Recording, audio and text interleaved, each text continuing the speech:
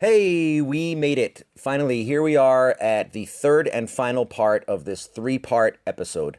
By now, I can only assume that you've gotten through parts one and two, so I don't really need to stand here and tell you what I'm doing and why I'm doing it. Other than just to say how very happy I am to have been able to do this and bring it all full circle today with a conversation that I had with Travis Roy himself. He's going to be able to talk about his foundation and his experiences in his own words as only he can. And I think you'll find it very interesting. All right. I do look forward to getting back to talking about music and having a clear board in front of me and discussing whatever I want to discuss. But there's still a little bit of juice left in this lemon. Okay. So please enjoy your beer, your coffee, your water, whatever it is. I don't care. Just enjoy it. And thanks for sharing part of your day with me. Okay, let's strike up the band and do this.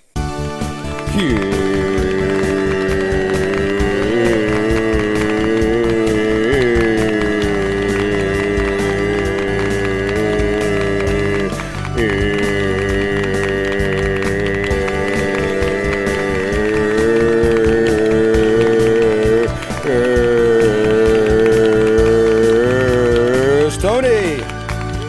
Hello! Thank you! And good night. Just kidding. Travis Roy is here. Wow. I know it. Isn't that great? We had a great discussion. I'm going to play that for you in just a few moments. Oh, cut it out, you guys, will you? You're embarrassing me. You're embarrassing me. Stop it. Okay, everybody sit down, settle down. Thanks for being here. Let's get to the show. As always, I hope this episode finds you well. And if you're really lucky, I hope it finds you upright and able-bodied. And I'm not being sarcastic, I mean that. Okay? I just want to talk about a couple of things first. I want to thank you for allowing me to do this. I was allowed to talk about a cause that means a great deal to me. I was able to talk about a friend who means a great deal to me. I was able to introduce Travis the Millennial, which was that was incredible. And he's going to be a regular guest, and I need to give him a chance to redeem himself because I know he shocked a lot of us with that first showing, but I don't want him to be painted as sort of a boneheaded kid. He's actually a very, very bright kid, and he's got a lot of good ideas and a great head on his shoulders. So I want to make sure that that side of him gets shown as well.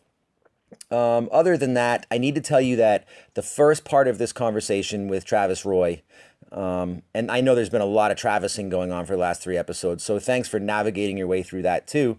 The first part of this conversation with Travis Roy, it was a little bit, I had some technical difficulties. There was a little bit of interference taking place, and that's because I'm a shithead. That's because inherently, I am a shithead. And my intentions can be as good as possible. My intentions are very good 99.9% of the time. I'm always trying to do something cool. This would be cool. This would be great. And then I find a way to fuck it up. I always find a way to fuck it up, no matter what. And I'm working on accepting that. Okay, and this podcast is part of it. You know, I've been trying since February to sort of like learn my way around recording a podcast and editing a podcast and doing, you know, some little flair and stuff like that in post-production, and then hosting a podcast and all of this shit. It's hard. It's a lot of shit. And there's a learning curve to it, all right? And part of it is trying to figure out this phone-in system. Because all of the guests, the regular guests that I want to have, which there are going to be three more than just Travis the Millennial that I'll introduce very soon. They all live far away and they all require a phone conversation. So I need to learn how to do that. And I have been learning how to do that, but you know, shortcomings, all right? Little growing pains. Can I get a little room on that with you guys? Growing pains, all right? Just bear with me on it. You get mad at your children for going through puberty? Do you get mad at your son when his voice cracks, his vocal cords start dropping and his voice cracks? No. You don't get mad. Okay. I'm not going to get into that on this episode. I'm going to try to keep keep things clean for one more episode, and then we can do whatever we want. So anyway, what happened was I had left my phone too close to some electronics, and I got that little like interference buzz thing, right? And I hate that sound. I have played music my whole life, and probably a lot of you hate that sound. And if you get it through a PA because you forgot to turn your fucking phone off in your pocket and it's blaring through your monitor, it's an awful sound and I hate it, okay? But I just need you to know that I don't want to lose those parts of the conversation, okay? And I fixed it relatively quickly. It's not very long, but you're going to get a little bit of that in some of the parts in the very beginning, okay? I didn't want to lose the conversation. I didn't want to go back and be like, let's record it again and be disingenuous and same answers, same questions, try to laugh at the same parts. I wanted to keep it the moment that took place and what happened, okay? So that's what I've done. And it's not going to be 45 minutes of that, okay? It's just going to be a little bit.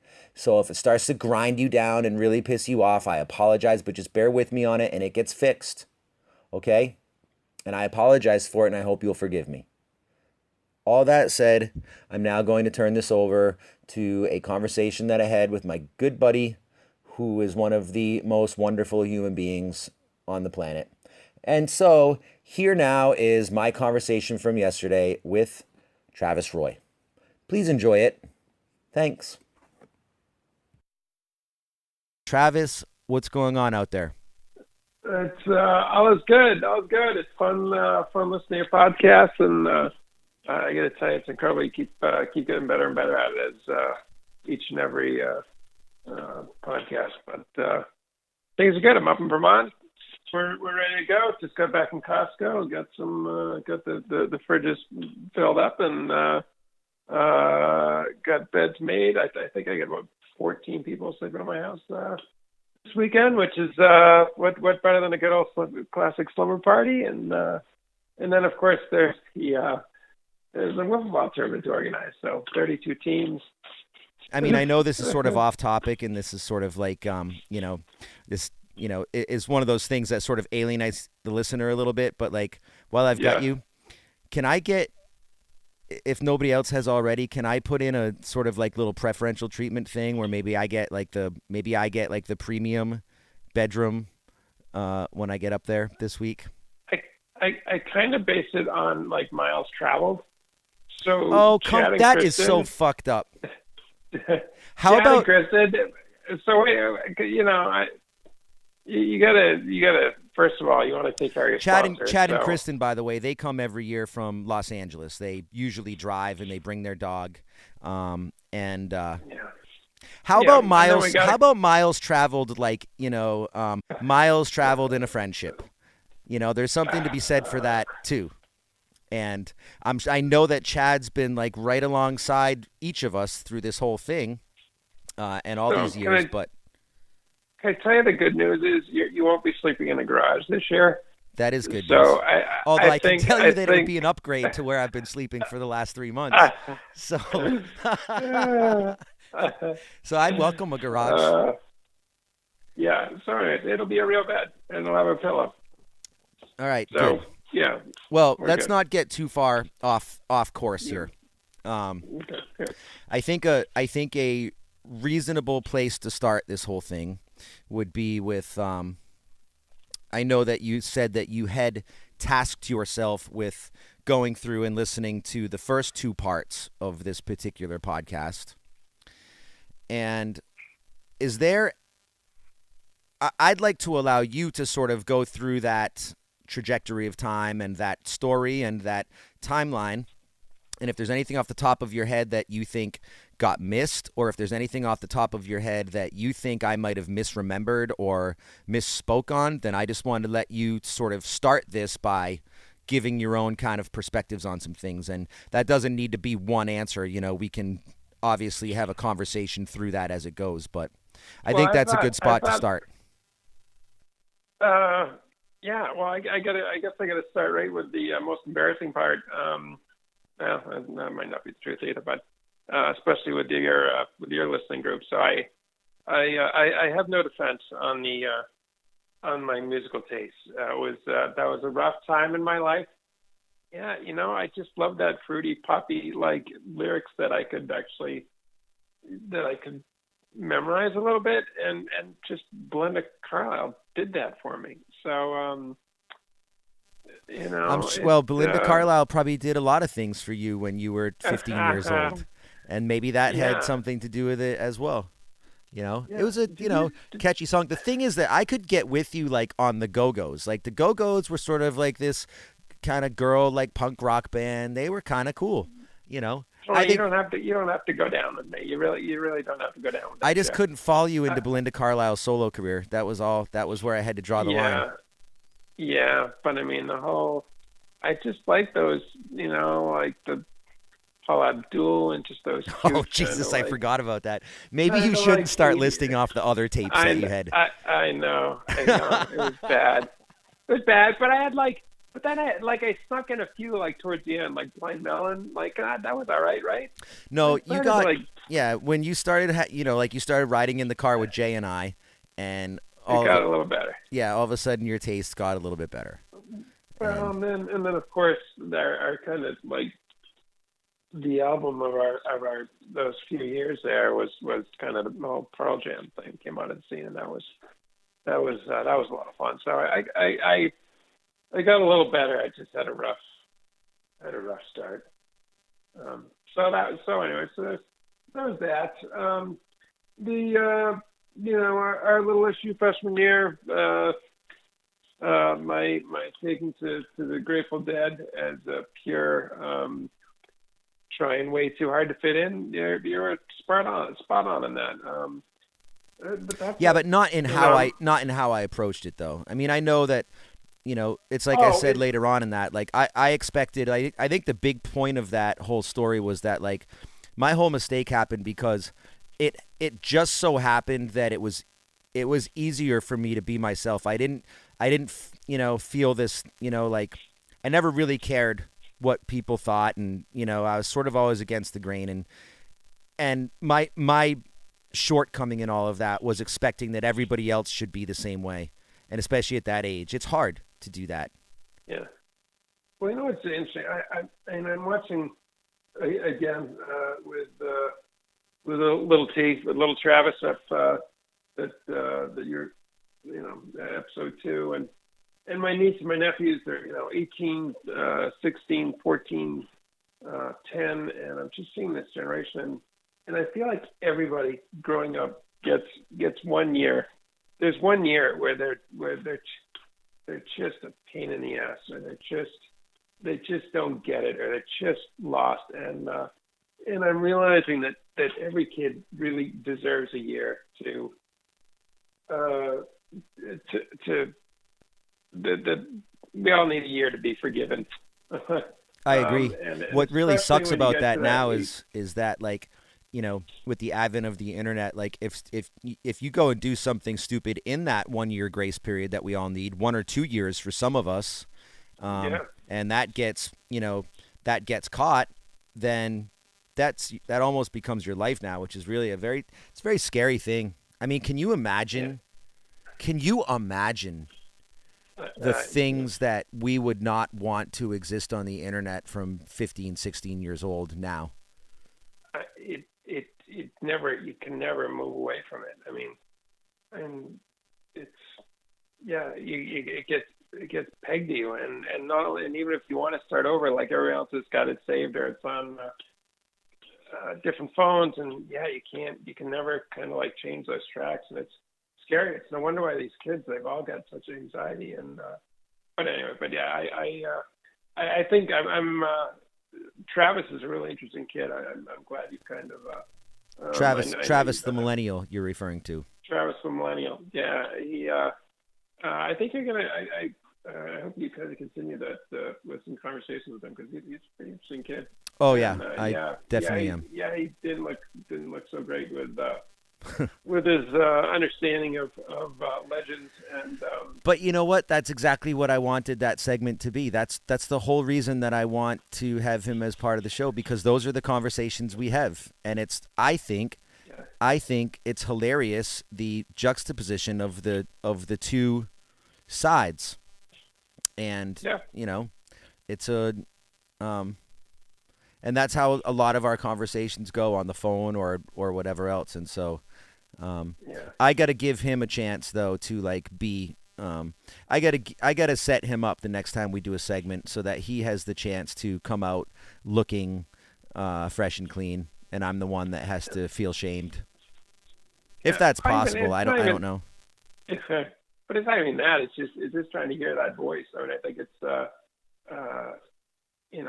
what is going through these guys' minds as they go through high school, and again with this whole social media influence, and there's a lot to be learned, not just to kind of find ways to. I mean, to you kind have of to admit, make them feel Travis, dumb. even somebody with such a awful taste, and I know I could, yeah. but even you had to have been shocked that just the mention of the name Michael doesn't prompt anybody to say, of course, Michael Jackson.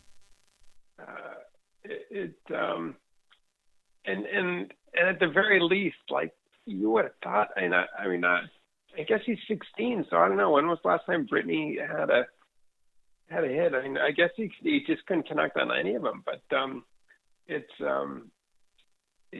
well, and then the thing that stunk was he kept burying himself because even once he knew who they were, he's like, he's like had no understanding that how they could possibly be legendary. Yeah, that hurt me. That hurt me. Yeah. It hurt me deeply. I was kind of bummed that it was only we only had audio. The video on that would have been it would have been good. Well, but quickly on that subject, and again, not to belabor anything, but what's your thoughts on this upcoming week? Do you think he has a shot at the title? Because I'm getting mixed reviews from my team. He has no shot. It's only if you're gonna kind of give him a courtesy win at some point. Travis, have you ever known me to give a courtesy win? And while I've got you on the phone, it's worth noting that I won every single fight against Travis growing up, and many Except times. For the one where I left you in a puddle. Once, yeah. You beat me. There's time for these stories, though. Not in this episode, but. Please stand by as our technical team works to resolve these minor issues. You're listening to The Tony McNamara Show. Please stand by while our technical team works to resolve these minor issues. You're listening to The Tony McNamara Show. Email us online at iloveyourshow@gmail.com or follow on Twitter at The Tony McNamara Show. Please stand by as our technical team works to resolve these minor issues. You're listening to The Tony McNamara Show. Please stand by as our technical team works to resolve these minor issues. You're listening to The Tony McNamara Show. Please stand by while our technical team Okay, works to resolve. back from a couple technical difficulties. I think we've got this all fixed right now. And so, Travis, you were just talking about the foundation and how you were excited about the things that were going to be taking place with it and everything else. So now is where I want to like really turn it over to you and let you, in your own words, talk about the science of things, talk about where we are at with progress, and also talk about what your foundation does. Just to start that idea, was I incorrect in my assertion of the whole part about rehab and that and rehab having been sort of the genesis of the Travis Roy Foundation? No, absolutely. The whole thing, it was rehab. It was just being in the hospital. Truthfully, I mean, it got to a point where it was so overwhelming, the generosity that my family that just kind of kept pouring in, and I sometimes tell the story on fruit baskets every day, fruit baskets and flowers and teddy bears, and I got to tell you, when you're in the hospital and on a ventilator and you can't talk, and it's obviously a tough time, but the little entertainment of to see what letter somebody's going to reach me next, or some piece of sports memorabilia that had been sent in from, the Colorado Avalanche.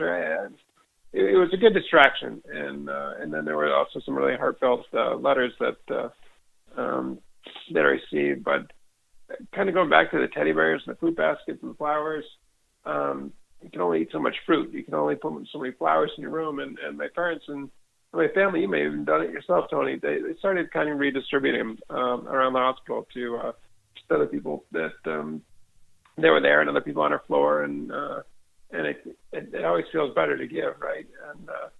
And it just to kind of share the goodwill that I was receiving. And it turns out it was sort of a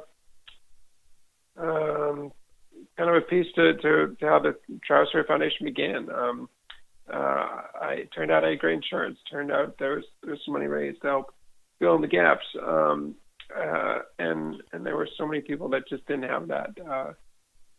So we started the foundation for two pieces. One was we wanted to provide grants for medical equipment.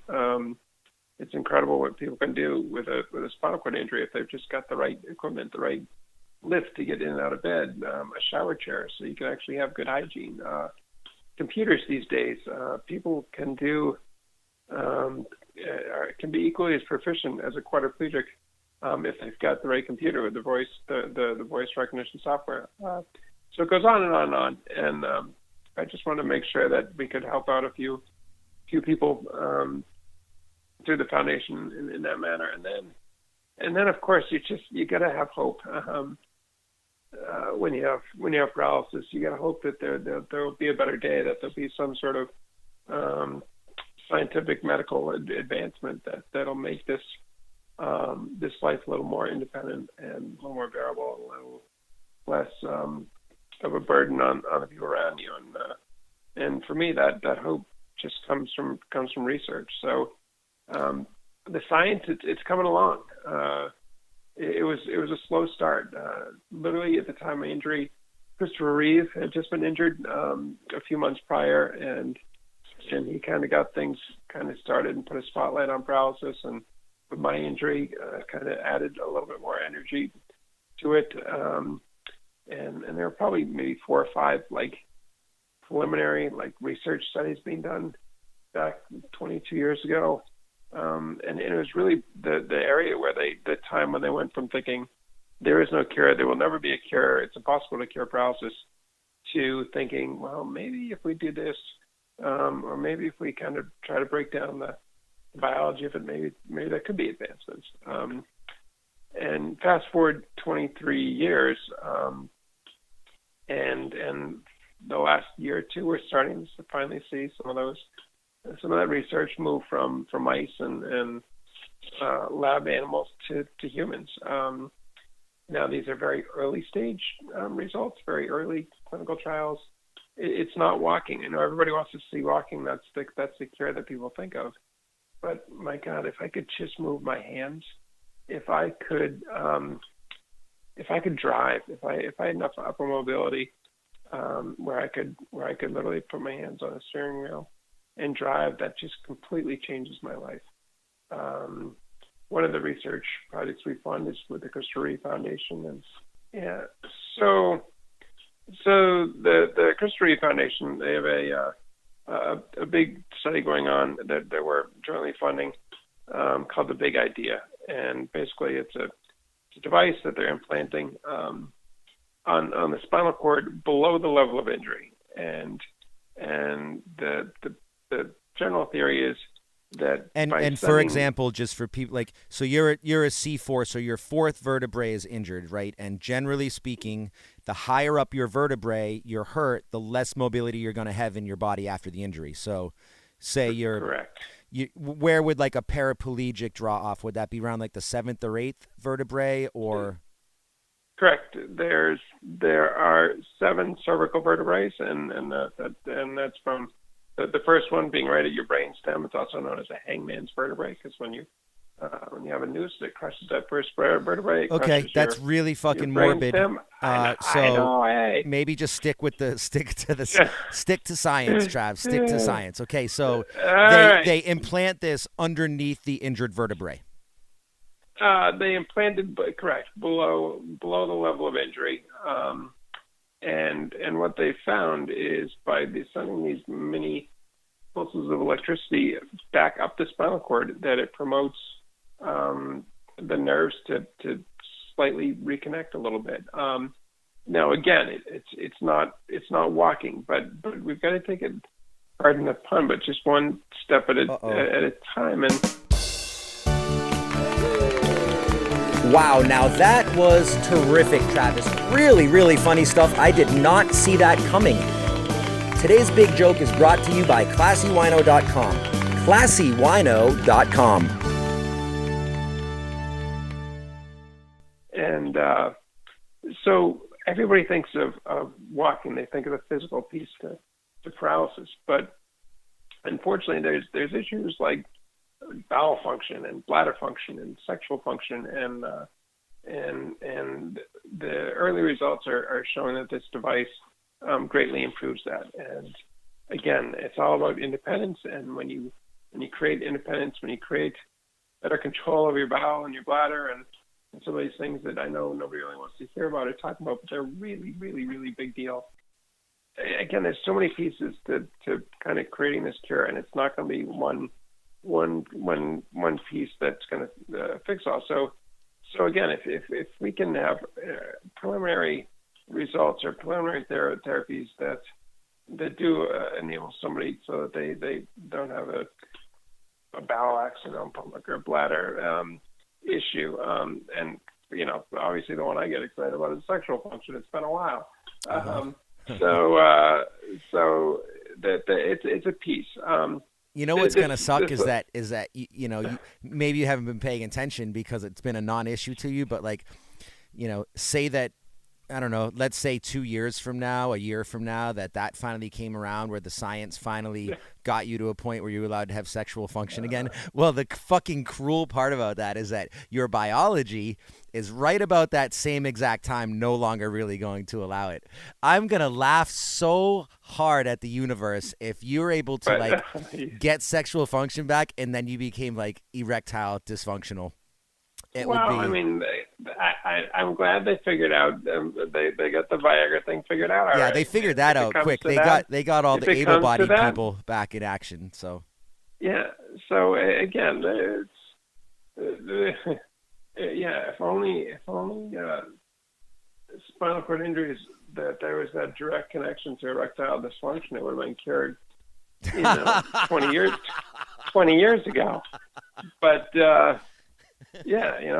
priorities, it's a larger population. What other things is the foundation directly involved in that you're excited about right now, and how are those looking? Yeah. So the other one that we found another gentleman kind of through Cornell and the Burke Institute down in New York, and it's another kind of electrical stimulation device, and he's working primarily with getting hand mobility back. He has a brother that was paralyzed, and he's sort of made it his personal mission to basically cure his brother. It's a pretty neat story, but again, using electrical current and these stim devices and they're trying to tie it specifically into the fingers and the hands and the arm. I'll be honest, one of my concerns with these treatments and therapies is I've been in a wheelchair for almost 23 years, and my muscles have atrophied a bit. My bones, I do have, osteoporosis, and I do have arthritis, and I'm slightly scared to death that there might be significant pain involved. Oh yeah. With my lower back and other issues, and so I don't know if walking's in the cards for me. It's definitely a little bit of a stretch at this point, but absolutely regaining arm function and hand function, but what that means is not only can I drive, but also, and I know I alluded to this, but I wouldn't need 24/7 home care. I could literally cut my own food. And that was the first thing I thought of earlier when you mentioned that, and I was like, talk about those areas if you want to, because I come down, stay with you a lot, and we've spent a lot of overnights and stuff like that, and that was my first thought, was if you just got that shit working again, you no longer need to have somebody come in every night and I don't want to go into detail about what happens unless you allow it to, or you want to talk about it. But like, you don't have to have somebody come in and sort of like, I imagine that even though it's been 20 years, and I can't imagine how that was in the beginning. I know that like I had my part in like, your dad I remember that one night where I had to sort of like learn how to do things, and that was like a fucked up time. But like, that's got to still, even 20 something years later, that's still got to just feel very violating to not be able to go to bed every night and have to have somebody come in and do all of these things to you. That's, mostly a caretaker from a company that your insurance company will agree to pay for. It's not a person that you're personal with. It's not a friend. It's not a family member. It's just some person. And I can't imagine how much it would mean to you just to eliminate that from your day. I don't even let myself really think about it, because it would in so many ways, and I never would have said this 15 years ago, but that would feel like a cure to me almost, to be able to live my life, to not have to rely on somebody to come in, each of the 8-hour shifts, not have to even schedule it, to be able to be in my home alone. It's just at 43 years old, to be alone, to be independent, to not have to think about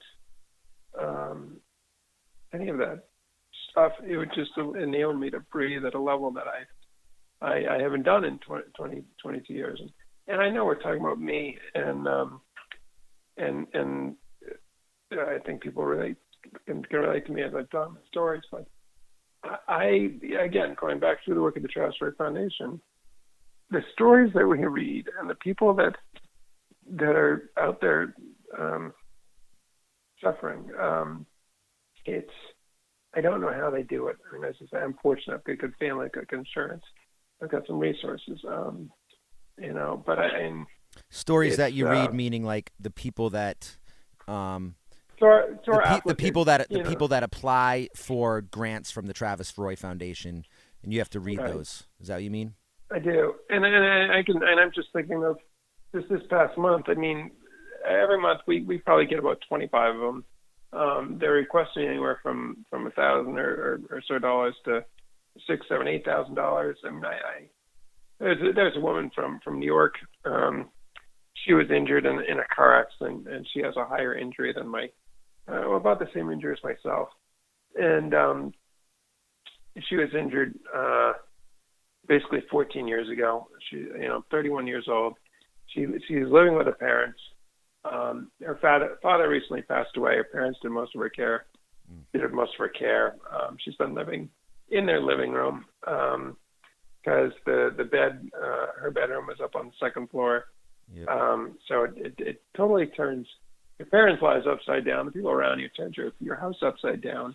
And this woman, all she wanted was a lift so that she could get from the main floor up to the second floor, and she could actually be in her bedroom, and her mother could separate her life a little bit and be able to go in the living room without also being in her daughter's bedroom with all the medical equipment and everything. Yeah, and see, that's another for thing that $3,000, we gave her a Stairlift like that. I mean, the implications of that $3,000 on this woman and her family, it's just changed everything. It changes their lives, and how awesome is it to be a part of knowing that we did that. And there's other heartbroken stories, and I won't. I'll one more, and then I'll go on. But I mean, take your time, man. Take your time. That's what we're doing this for. So. Yeah, no, the ones that kill me are the kids. This little girl, 7 years old, and she has an injury a little lower than mine, a little more mobility. Her mother literally, unfortunately, died in the car accident, so she is living with her grandparents, and they've getting her out of the hospital, and they just want to make some basic home modifications to ramp to get in the house and to widen the door, and hopefully created kind of a shower as well. And $5,000, like it's a big deal to a lot of these people, because the expenses are involved are huge, and we're just a small piece of the puzzle, but we're going to make that. We gave her a $5,000 grant, and it's and generally out of the 25 grants we get, we fund anywhere from 10 to 12 of them. We give out about $500,000 a year, and it's pretty neat. What's really neat, Tony, I gotta tell you, there's a lot of them out there. Over 1,000 grants we've given. I think it's close to 1,500. We're closing in on, and I go places now, and people used to recognize me because of either the story or because I gave a speech, and several times a year now, it seems like I meet somebody and say, "I can't thank you enough. You helped my cousin. You helped my friend." Oh, that's awesome. I was walking along the Charles River, and I saw this guy, and he was getting into the sailing center, community sailing center, and I was watching this guy get in and out of a sailboat, and they were lifting him into his wheelchair, and it was kind of fascinating. I didn't even realize that they had an accessible sailing aspect to it. And so I kind of rolled over, and I just want to ask the guy about, how it works, whatnot. And he's like, "Hey, you're Travis Roy?" And yeah. He said, "You gave me a grant." He's like, "You helped." He's like, "I can't thank you enough. We gave him helped him out with some modifications to his bathroom so he could use it." So it's pretty neat. And not only what's pretty neat is the other end of it, the way we raise the money, and the events that we do, and there's nothing more. There's no better piece of humanity than Essex, Vermont, at Little Fenway, the second weekend in August, and I think we're gonna probably get to that point, but I don't want to. No, I think. So I want to make sure I think that's a good segue into that, because I was just thinking about that, and this is this is how I thought about it in my own. This is sort of like how I don't know, registered a couple of things that you just said. Not in its entirety, but annually, the Travis Roy Foundation is giving out over $500,000 in grants annually, and then there's a whole nother stack of that is going to research and all the science that you talked about, right? So, correct. And then you talked about this 7-year-old girl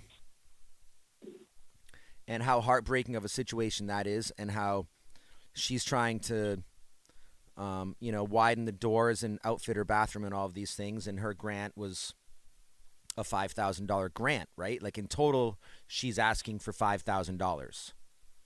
Right. Okay.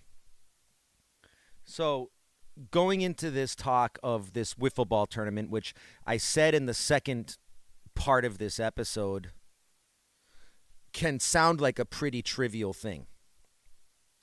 But I want to swing back to like everything that you just talked about for like the last 10 minutes.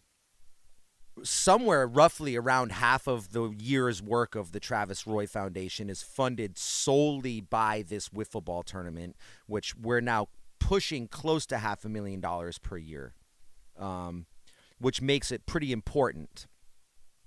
And also a pretty like triumphant once a year event that takes place. Right. And then also that put a massive bit of perspective for somebody like me who every year my goal is right around $5,000. That's what I want to try to hit. I want to try to get past that if I can, but I want to try to hit $5,000. But until you just said that, I never really had the perspective of what actually my pull that I bring in as an individual to that tournament means. And to be honest with you, like, that makes this whole, I don't know, that just made this whole week even more, as though it couldn't. Like every year I say that it can't get more important. It can't get more meaningful. It can't get more personally vested in me. And that just furthered that even more, hearing that. Well, I mean, this tournament will basically enable us to to fund between 50 and 70 grants to individuals, $200,000-$300,000, and then we'll also fund behalf of our research budget.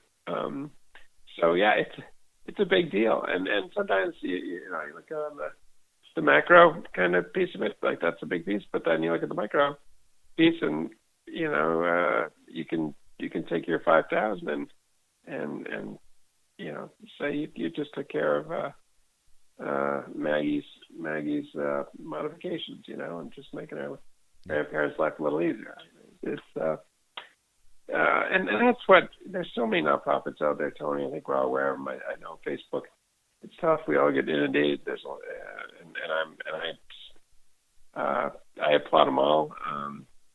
But I always want it to be personal. I always want people to know exactly where the money is going to. I want people to know that we're growing at the foundation. We're probably going to raise close to $2 million this year, which just blows my mind. But with those big numbers, it is done through $20 donations. It is done through $50 donations, and that's what I love about it. It's still very much grassroots, and I want people to know that their donation makes a difference, and it is. I always say I appreciate the $20 donation as much as the the $2,000 donation. That they all add up, and it's I every letter, I send a lot of letters out at the end. It's usually ends up being about 3,000 donors for the tournament, and my one thing is, if somebody's willing to make a donation, I can at least sign their letter, and I won't deny that it's a form letter, but I will sign that letter, and because I just want them to know that means something to me, So it's so again, we've got 32 teams, we've got 3 fields, and I saw you linked the littlefenway.com website in your last podcast. Actually, it's part of this series. People gotta go on and check it out. There's some neat video clips, and it's one of those things. And I don't overhype things. I don't like to, but it's you gotta see it to believe it. It's the real deal as far as just an old piece of Americana that just, it's a throwback. Yeah, I've entirely conceded at this point to the fact that, like, I can't try to tell people enough about it to try to convince them to check it out, or to try to, it's just like, if you're lucky enough, and I this goes to anybody who might be listening, no matter where you might be in the country, like, if you're lucky enough to just decide one year that you're going to go check it out, then you'll know. Otherwise, I can't do anything for you. I finally realized that. Like, I've tried and I've tried, and like, you try to explain it to your friends, your family, all that, and you see this sort of like roll in their eyes, and it's like, they don't believe me. They don't believe me that it's this intense and this magical and this emotional and this fucking beautiful. And have you ever, because I haven't, have you ever met somebody who's been there once and didn't come back, or who's been there once and didn't make a point of it to say, this is one of the most incredible experiences I've ever had in my life? That's why, no, and that's what makes it so fun. And I think we're all a part of it. We all feel a bit of ownership on it too. So we all have that pride. It's going to sound ridiculous, but there's some things you can talk about for a while, and it's just kind of overkill. But we could talk about it all day, and you could still show up there, and you'd be like, "Wow, I didn't know it was going to be this cool." I always liken it to the Grand Canyon. I don't know if you've been to the Grand Canyon, but yep. You get out there and you're like, well, it's just a canyon. Like, how? You get there and you're like, holy shit, this thing is enormous. You just can't fathom it. But and that's sort of like this tournament. There's just something about it. Yep. So I've never seen anywhere else in my life. We should probably extend that invite to anybody. It's coming up this week. We're leaving on Wednesday morning, Trav, so I'll see you in like 4 days, and absolutely can't fucking wait. You're coming up on Wednesday? Sorry. See, I can't get, I can't go soon enough. Even in my mind, I think I'm going sooner. No, we'll be up on Thursday. I'd be psyched if you did. But I was gonna say, like, anybody listening, both of us right now, encouraging you to make that trip up to Jericho, Vermont. You can go to Little Fenway, which is linked in both this episode and the last episode. Find directions. Come find us out there. Like, I dare you to. What's the word I'm looking for? I defy you to go. No, defy is the wrong word. I implore you to come and check this thing out and share it with us and look at what we do.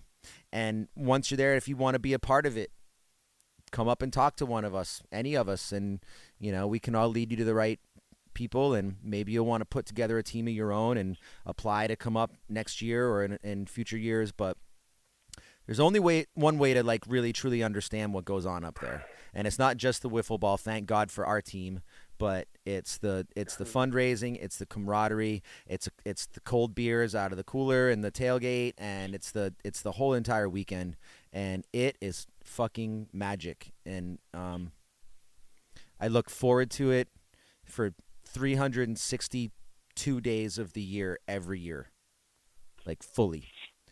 So. And then, go ahead. Yeah, it's well, I've got to acknowledge this, Tony, because you know how much I love you and how great. I feel like I'm about to get some shit for something. I feel like you're about to shit on me. I'm not going there. I'm not going there. That little Travis is going to give me Travis is going to give me shit bell just went off in the back of my head. No. It's just the opposite. So how many years have you been coming up, Tony? I don't even know. I think this is 6. I think this year might be 7. 7. I think it's either 6 or 7. I love having an opportunity just to give you another hug and say thank you. But there is such a thing as donor fatigue, and you've been going to a lot of the same people, and I know a lot of the people listening to this have been supporting you, and it's incredible how loyal your friends are, your donors are. Agreed. And I just want to say thank you to everybody that's supported you and that supported me and that supports this event, and so especially so many years in a row. And I hope, I always worry that people are going to hate me or hate you, or because God, not again. But if they do go online to the Travis Story Foundation and kind of read some of the stories, and hopefully some of the stories I've shared today, that to know that the closest you have to get to a spinal cord injury is making a donation to hopefully make somebody else's easier. I hope this doesn't come across wrong, but that's a pretty good deal. That's it. That's a pretty good deal. Exactly. I like that. I might steal that.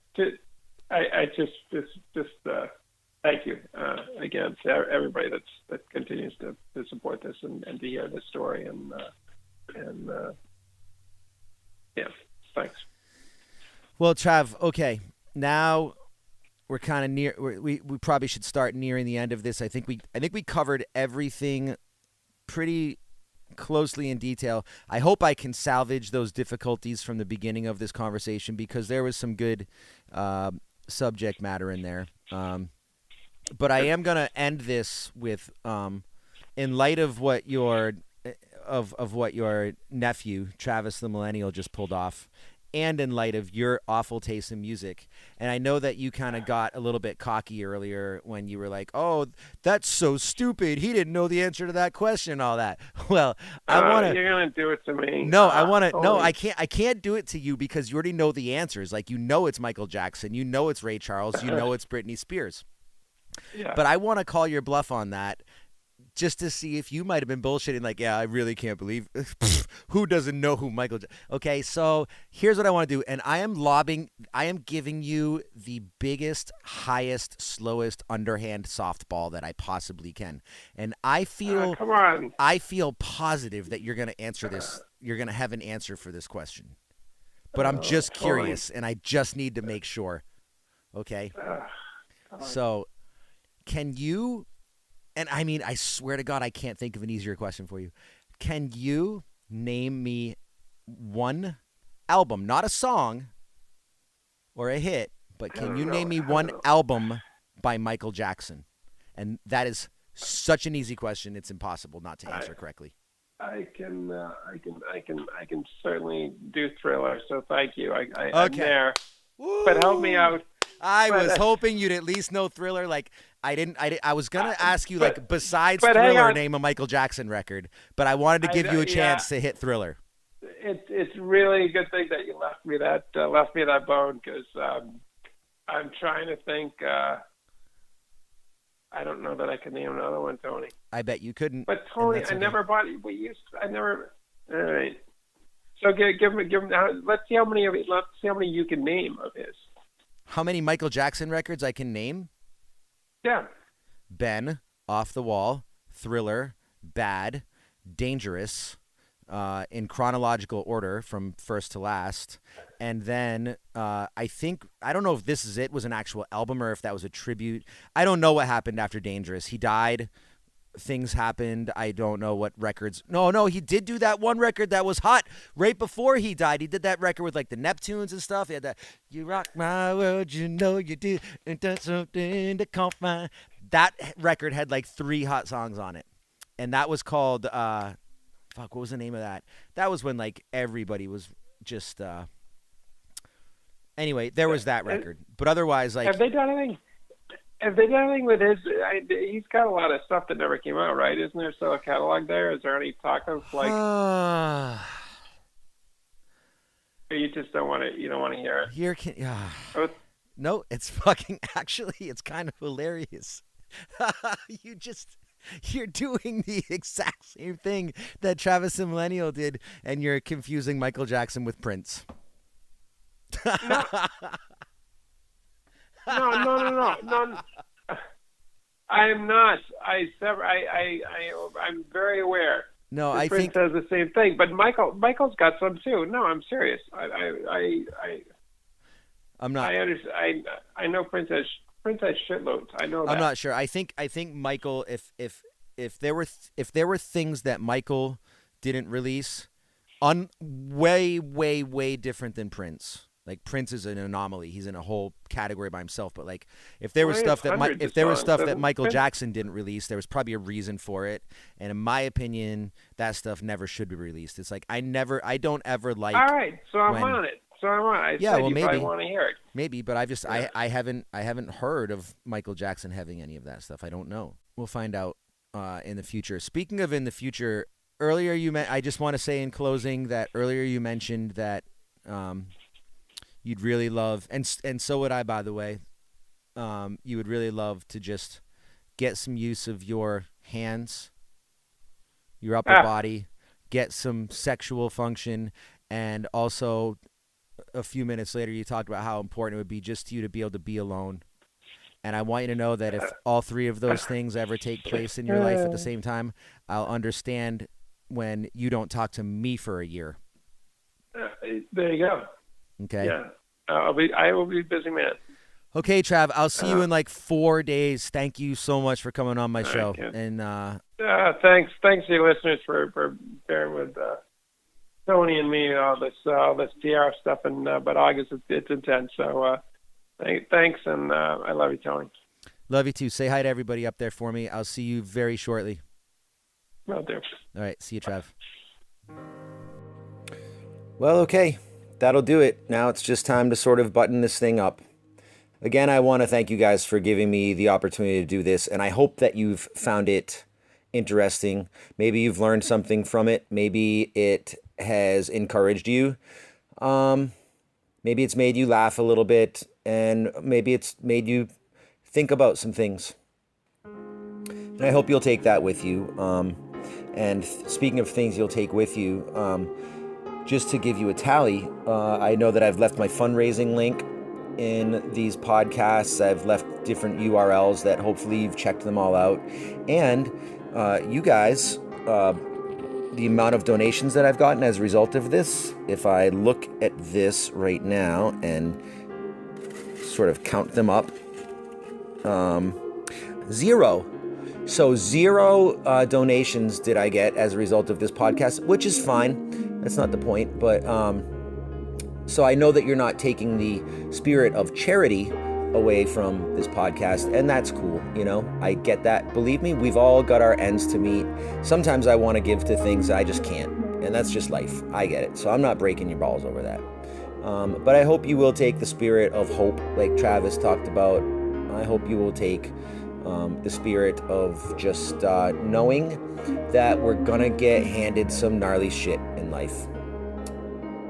And when that happens, it's oftentimes gonna seem like the end of the world. But it's not. It's not, unless you make it so, which would be a really big mistake. Because these things, they always find a way to sort of become tolerable. They become even,